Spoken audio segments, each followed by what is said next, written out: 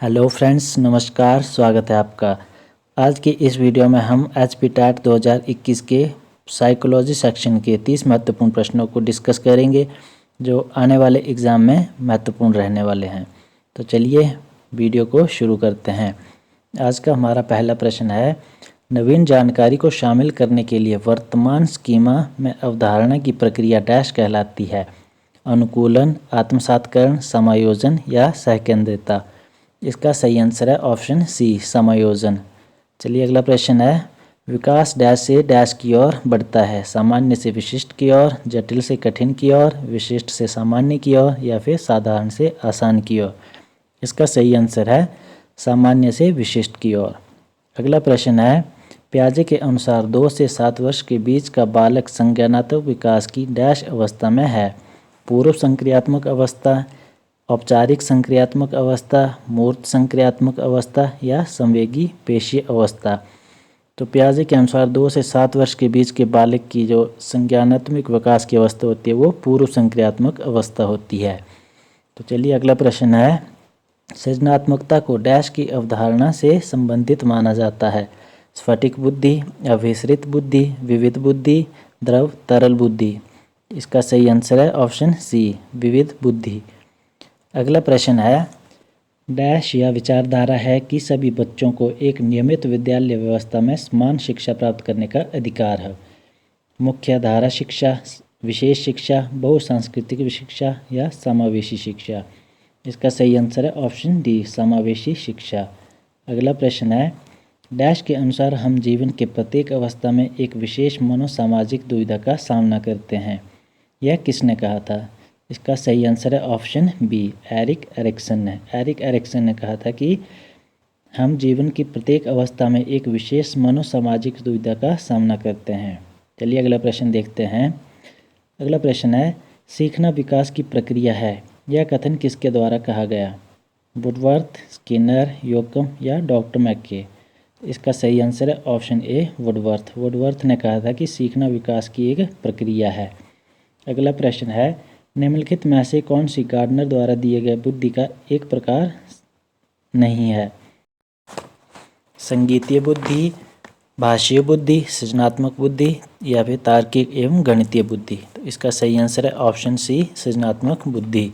अगला प्रश्न है, निम्न में से कौन सा अर्जित प्रेरक का उदाहरण नहीं है? अभिवृत्ति, रुचि, जिज्ञासा या फिर भूख। तो भूख जो है वो अर्जित प्रेरक का उदाहरण नहीं है। ऑप्शन डी इसका सही आंसर है। अगला प्रश्न है, मॉडलिंग का संप्रत्यय किसने दिया? अल्बर्ट बंडूरा के द्वारा, जेबी वॉटसन के द्वारा, फ्राइड के द्वारा या फिर वाइगोत्स्की के द्वारा। इसका सही आंसर है ऑप्शन ए, अल्बर्ट बंडूरा के द्वारा। अगला प्रश्न है, निम्नलिखित में से कौन सा कारक अधिगम को प्रभावित करते हैं? ऑप्शन ए, विद्यार्थी की अभिरुचि, विद्यार्थी का सांवेगिक स्वास्थ्य, विद्यार्थी का सामाजिक एवं सांस्कृतिक संदर्भ या फिर उपरोक्त सभी। तो यह सभी जो है विद्यार्थी के अधिगम को प्रभावित करते हैं। उपरोक्त सभी, ऑप्शन डी इसका सही आंसर है। अगला प्रश्न है, अमन हमेशा समस्या के एकाधिक समाधानों के बारे में सोचता है। इसमें से काफ़ी समाधान मौलिक होते हैं। अमन किन गुणों का प्रदर्शन कर रहा है? सृजनात्मक चिंतन, अविसारिक चिंतन, अनम्य विचारक या फिर आत्मकेंद्रक विचारक। इसका सही आंसर है ऑप्शन ए, सृजनात्मक चिंतन। चलिए अगला प्रश्न देखते हैं। निम्नलिखित में से कौन सा द्वितीयक समाजीकरण एजेंसी का उदाहरण है? परिवार एवं पड़ोस, परिवार एवं मीडिया, विद्यालय एवं मीडिया, विद्यालय एवं आस पड़ोस। तो इसका सही आंसर है ऑप्शन सी, विद्यालय एवं मीडिया।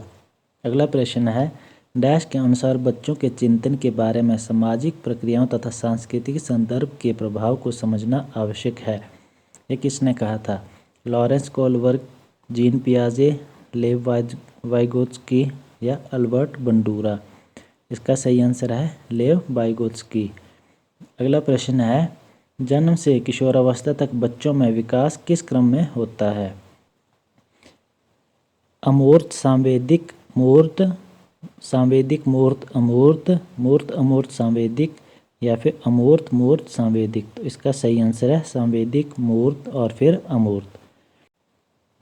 अगला प्रश्न है, बच्चों को कक्षा में प्रश्न पूछने के लिए हतोत्साहित करना चाहिए, पूछने के लिए अनुमति नहीं देनी चाहिए, पूछने से रोकना चाहिए या फिर पूछने के लिए प्रेरित करना चाहिए। तो बच्चों को कक्षा में प्रश्न पूछने के लिए प्रेरित करना चाहिए। ऑप्शन डी इसका सही आंसर है।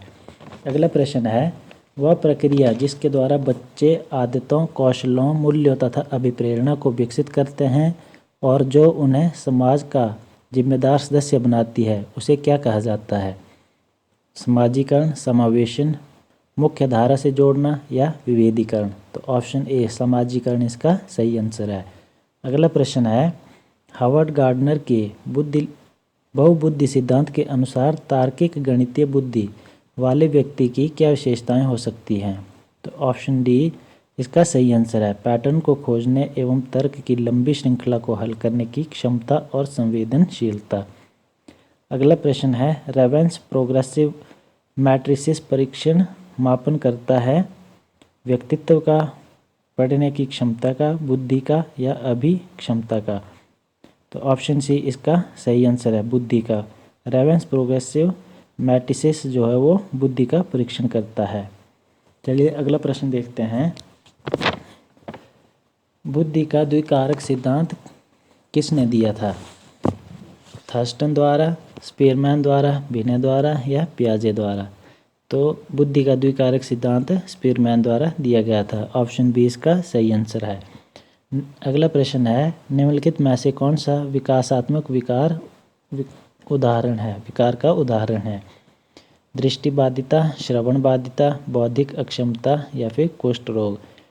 तो विकासात्मक विकार का उदाहरण जो है वो बौद्धिक अक्षमता है। ऑप्शन सी इसका सही आंसर है।